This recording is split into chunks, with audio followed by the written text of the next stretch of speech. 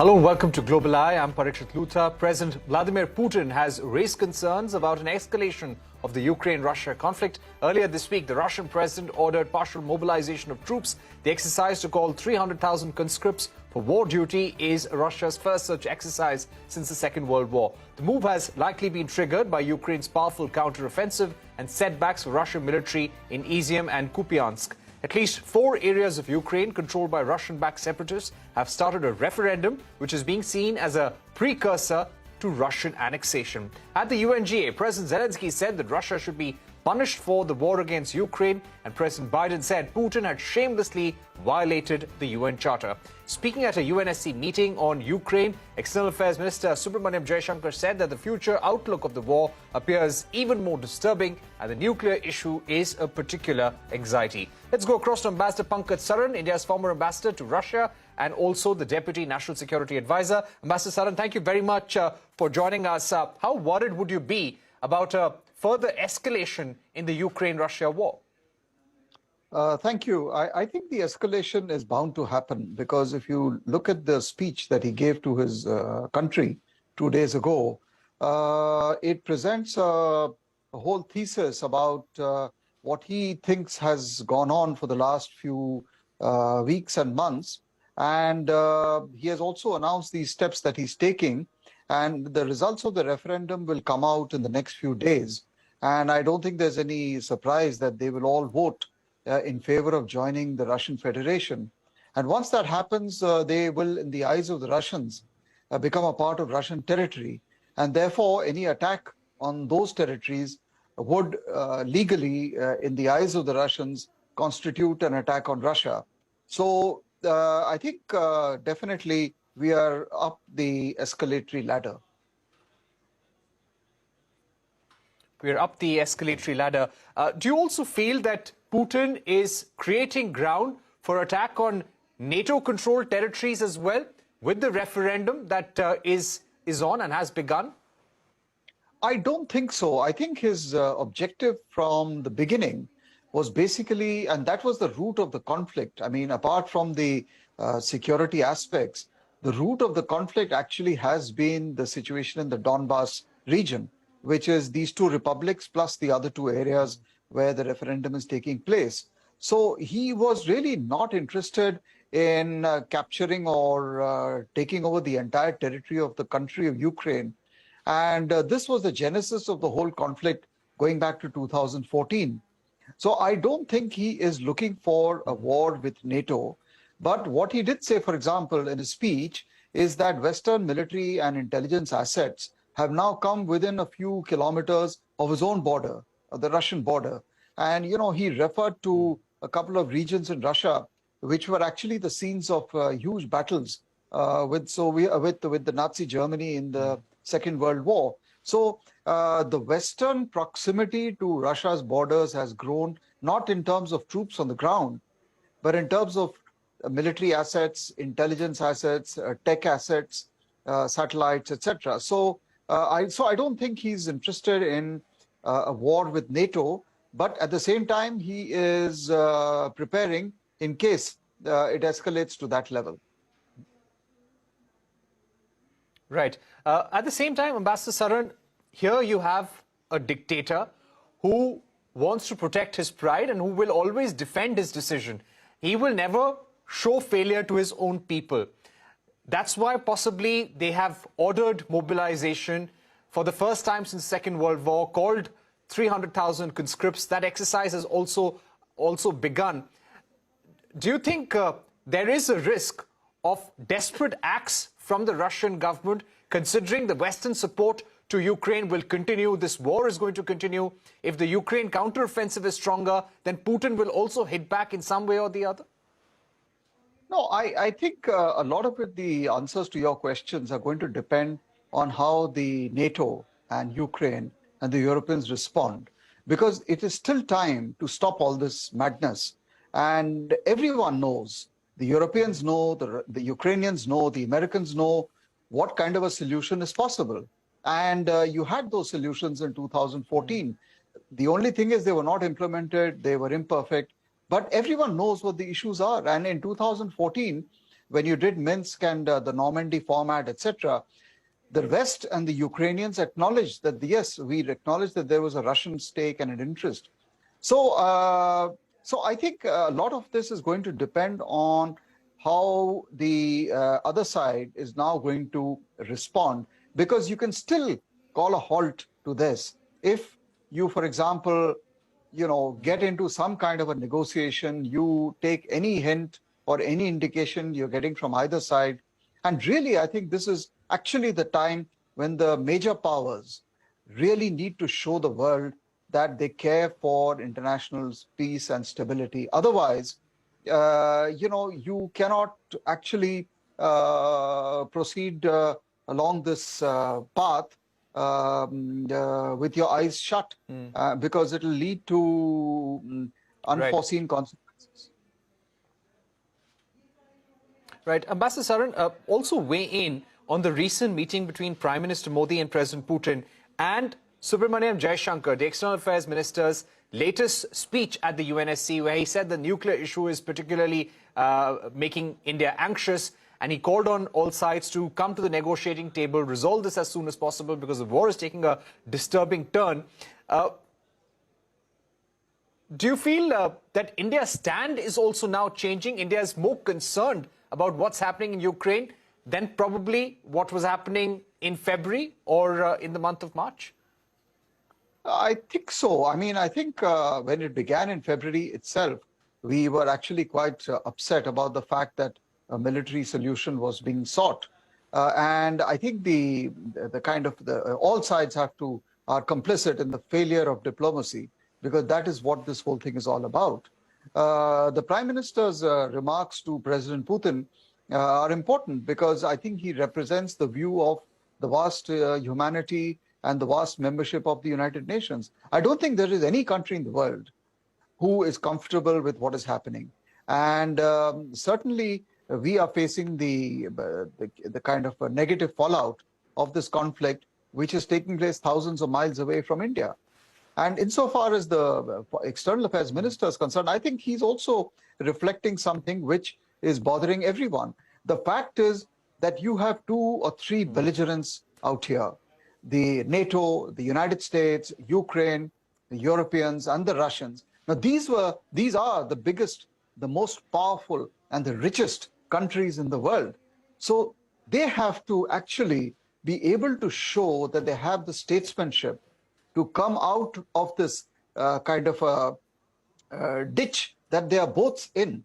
And it's all about not just European security, it's actually nothing else but the fallout of the 1991 dissolution of the Soviet Union, which led to these imperfections in the borders between Russia and its successor states. And that's all that it is. And that ability to take care of each other's security concerns seems to be too much for the Europeans and the Russians. At some stage, I mean, we are all hoping that, they will have the ability to come to live with each other peacefully and like normal people. But it seems that this is elusive. Right. Ambassador Saran, my final question: what is holding back the US, the UK, the West, and Europe from coming to some sort of consensus with Russia? And what is holding both sides of the conflict from coming to a solution or a compromise? I think, unfortunately, this is a continuation of the Cold War mentality, where you actually are seeing security in absolute terms. And you are not able to recognize or accept that both sides have security interests. The fact of the matter is, if you look at the map of Russia, the Ukrainian border with Russia is the weakest link in the Russian Western theater. And this is where Russia's core national security interests rest. That is the history of Russia, starting from the Second World War. The Ukrainians know it. And so I think that is one element of the answer to your question, that whether we are now able to think differently from the past. Insofar as Russia is concerned, I think, it feels it has been wronged, it feels that it is under siege. The fact is, if in this conflict, both sides feel they are the victims, of either history or geography or circumstances, then it's going to be difficult for them, obviously, but it's also going to be difficult for anyone who tries to enter into this dispute and tries to mediate or try to get both sides together. Turkey has tried it, Israel has tried it, and I think whoever is willing to do this, we should encourage them. And India's voice is important. It should be heard more sharply in not just the United Nations, but among all parties. But, the fact is that, as I mentioned, these are big powers, and when they decide to do something, it's not easy for others to influence their behavior. Right. Thank you very much for putting into context for us, Ambassador Pankaj Saran. We've run out of time, but this is a story that we continue to follow very, very closely, and clearly things are likely to escalate on the Ukraine-Russia war front. We're going to take a short break, but coming up on the other side, Italy will be going to polls as it elects a new government. A special discussion with author David Broder when we return.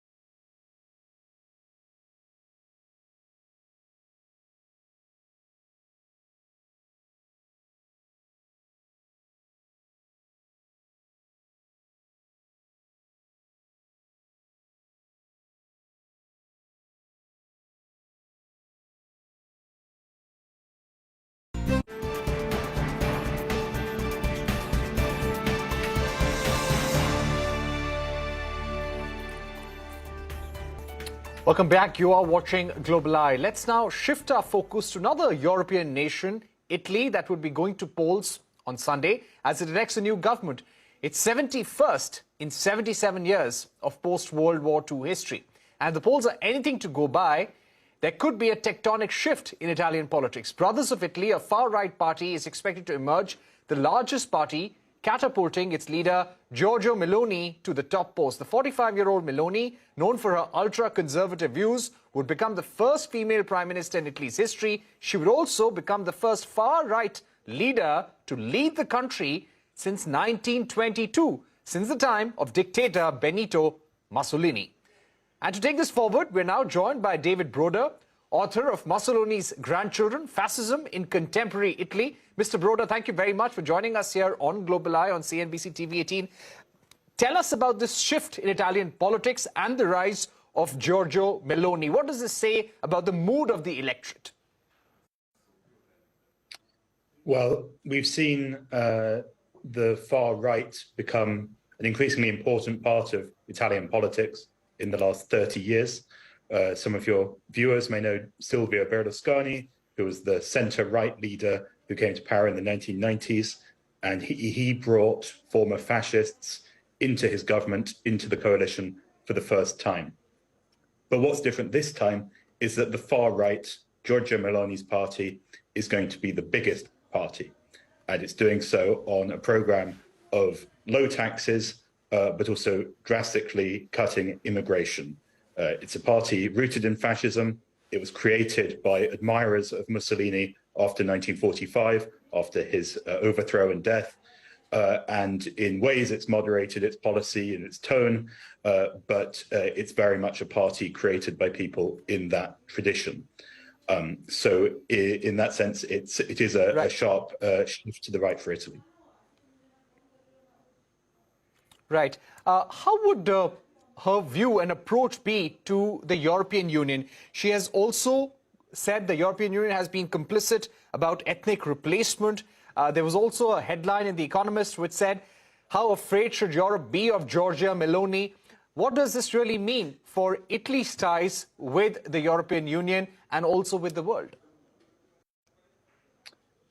Well, until a few years ago, Giorgia Meloni did propose that Italy should leave the Eurozone, abandon the single currency.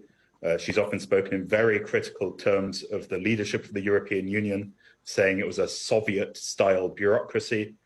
As you rightly say, she said that it was planning the ethnic replacement of white Europeans by Africans and Muslims, and adopted this very conspiracy theorist attitude. Recently, she's changed that a lot and very much emphasized her loyalty to the European Union, to NATO, saying in Europe she wants to change the immigration policy, but not to leave, not to split. And also she's committed a lot to arms supplies for Ukraine and support for the Ukrainian side rather than the Russian. So these are ways in which she's tried to mainstream her image, but also there's big contradictions. So in Europe, she's mainly allied to governments like Viktor Orban in Hungary and Law and Justice, the ruling party in Poland, who basically want to turn Europe away from accepting immigrants, who want to reject abortion, who want to push back against gay rights and against this kind of civil liberties. So I'd expect that she'll change the sort of civil liberties agenda in Europe a lot, but without actually seeking to leave the European Union or anything like that. Of course, the question is how her government would hold on faced with the growing energy crisis. Right. And give us a sense of the economic mood in Italy, which may have given rise to her popularity and some of her economic priorities, some of her promises, which may be clicking with the voters in Italy.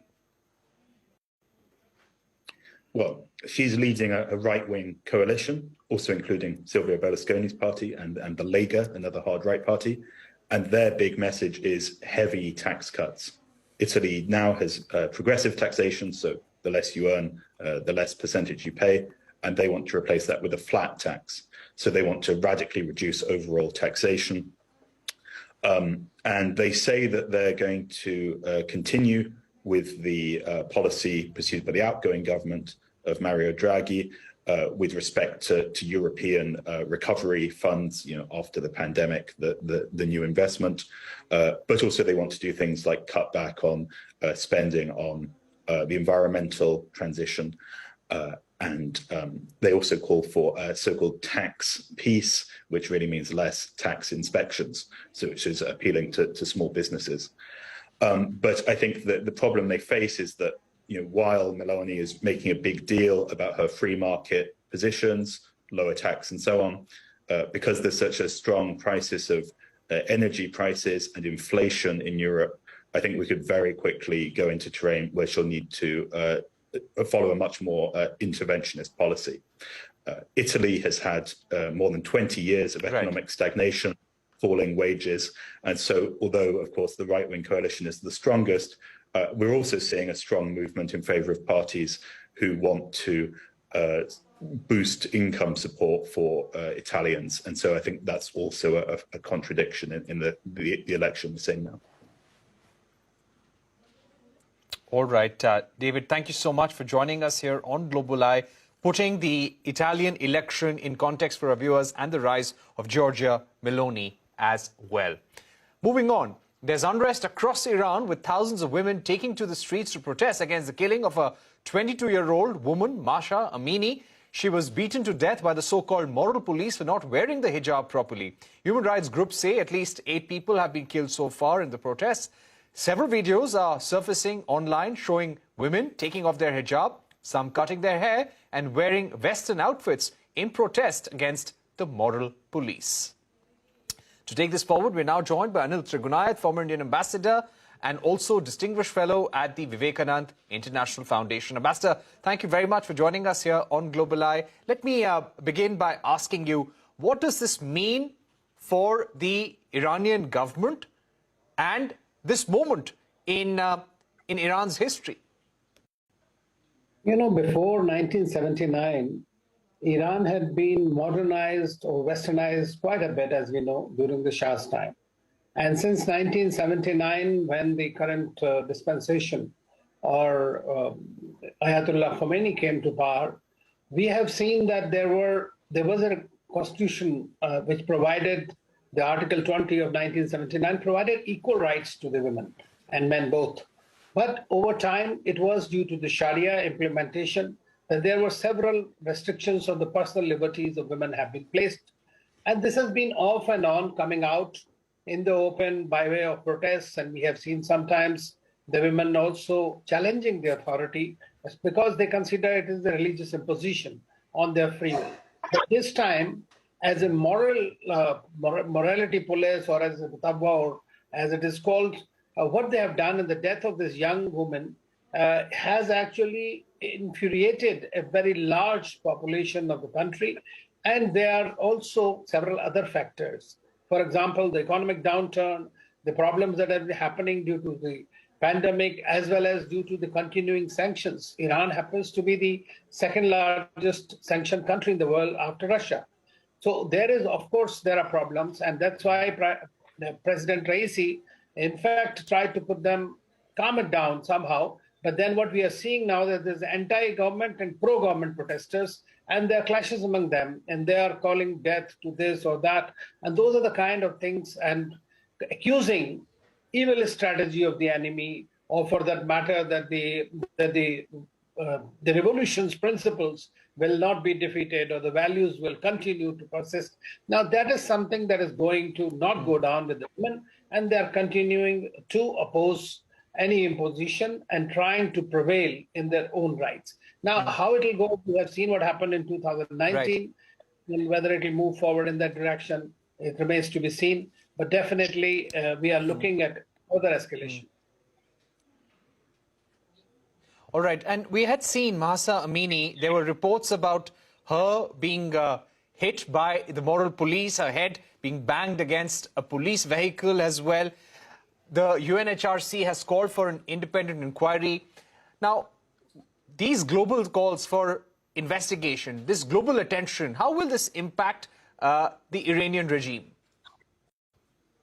Well, I don't see that Iranian regime will at all be scared of these kind of calls for investigations, because, see, they know that they're already under maximum sanctions possible.